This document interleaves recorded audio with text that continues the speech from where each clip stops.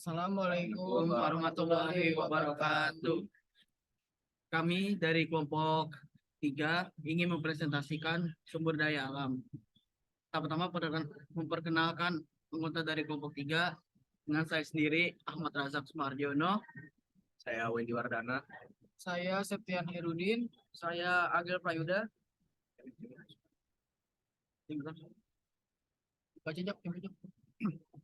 Pengantar. Hukum lingkungan dalam bidang ilmu hukum merupakan salah satu bidang ilmu yang paling strategis karena hukum lingkungan mempunyai banyak segi, yaitu segi hukum, administrasi, segi hukum pidana, dan segi hukum perdata. Dengan demikian tentu saja hukum lingkungan memiliki aspek yang lebih kompleks, sehingga untuk mendalami hukum lingkungan itu sangat mustahil apabila dilakukan seorang diri, karena kaitannya sangat erat dengan segi hukum yang lain, yang mencakup pula hukum lingkungan di dalamnya.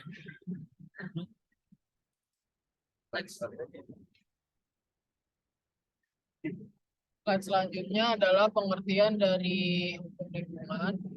Dalam pengertian sederhana, hukum lingkungan dapat diartikan sebagai hukum yang mengatur tatanan lingkungan atau lingkungan hidup, di mana lingkungan mencakup semua benda dan kondisi termasuk di dalamnya, yakni manusia dan tingkah perbuatannya yang terdapat dalam ruang yang dimana manusia berada dan mempengaruhi kelangsungan hidup serta kesejahteraan manusia, serta jasad-jasad hidup lainnya. Dasar hukum lingkungan hidup.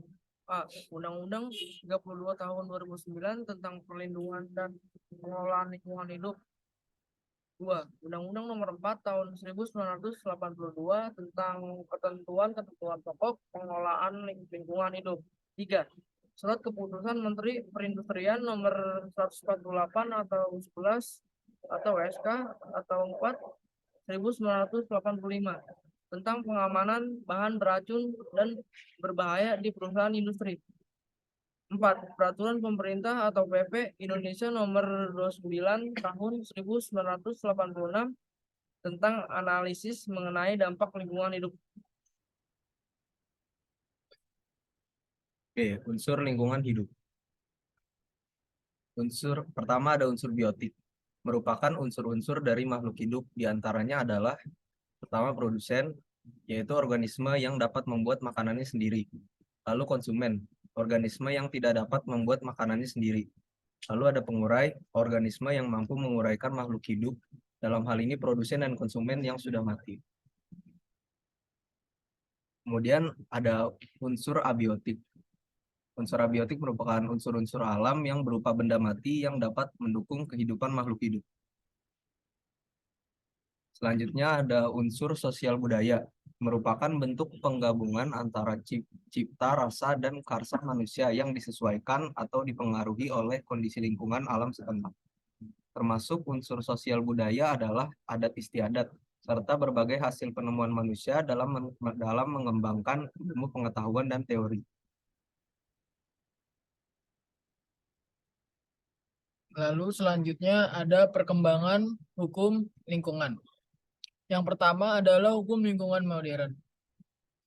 Fungsi dari hukum lingkungan modern yakni menetapkan ketentuan dan norma-norma guna mengatur tindak perbuatan manusia dengan tujuan untuk melindungi lingkungan dari kerusakan dan kemerosotan mutunya demi untuk menjamin kelestariannya agar dapat secara langsung, secara terus-menerus dapat digunakan oleh generasi yang sekarang maupun generasi-generasi yang akan datang. Hukum lingkungan klasik menetapkan ketentuan dan norma-norma dengan tujuan terutama sekali untuk menjamin penggunaan dan eksploitasi sumber-sumber daya lingkungan dengan berbagai akal dan kepandaian manusia guna mencapai hasil semaksimal mungkin dan dalam jangka waktu yang singkatnya. Hukum lingkungan klasik bersifat sektoral serta kaku dan sukar berubah. Masalah lingkungan hidup. Membuang sampah sembarangan. Membuang sampah sembarangan itu akan merusak pandangan dan akan merusak lingkungan setempat serta mendatangkan bau yang tidak sedap serta menjadi tempat sumber banyaknya penyakit dan sumber sarang tikus yang menyebarkan virus-virus dan penyakit.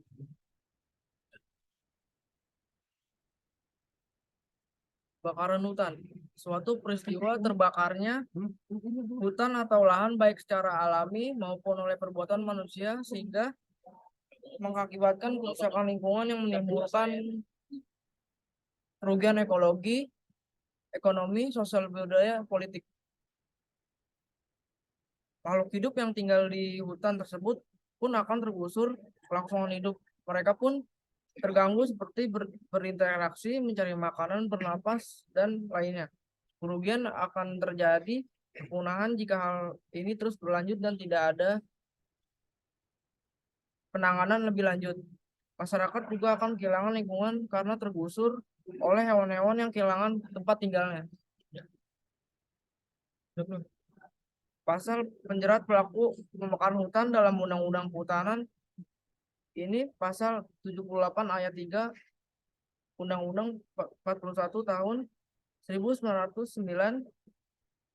Pasal ini yaitu barang siapa yang dengan sengaja melakukan pembakaran hutan akan dikenakan pidana penjara maksimal 15 tahun atau denda sebesar 5 miliar.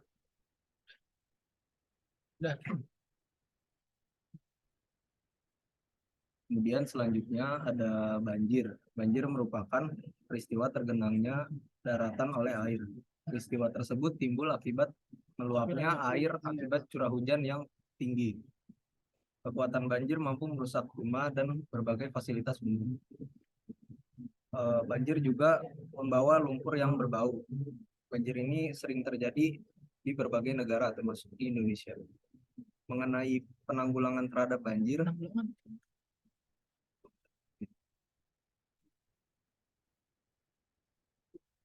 Daur ulang. Daur ulang itu adalah penanggulangan dari membuang sampah. Membuang sampah secara berlebihan. Daur ulang itu kita mengambil sampah-sampah yang dibuang dari masyarakat setempat, tetapi dengan sampah yang seperti plastik, botol, dan benda padat lainnya.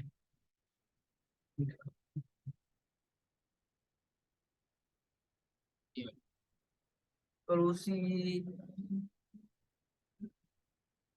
tidak membuang puntung rokok sembarangan di area hutan atau lahan, apalagi jika masih menyala yang beresiko memicu terjadinya kebakaran. Tidak membuat api unggun di area yang rawan terjadi kebakaran.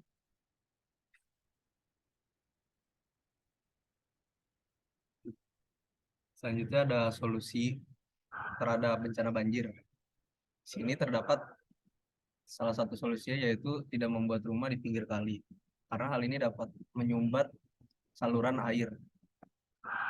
Kemudian kalau dalam peraturan di Indonesia sendiri sudah diatur mengenai penanggulangan terhadap banjir.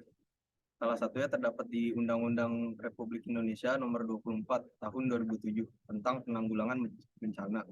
Undang-undang ini sebenarnya mencakup berbagai bencana alam, namun banjir juga masuk ke dalam bencana alam yang disebutkan dalam peraturan tersebut. Nah,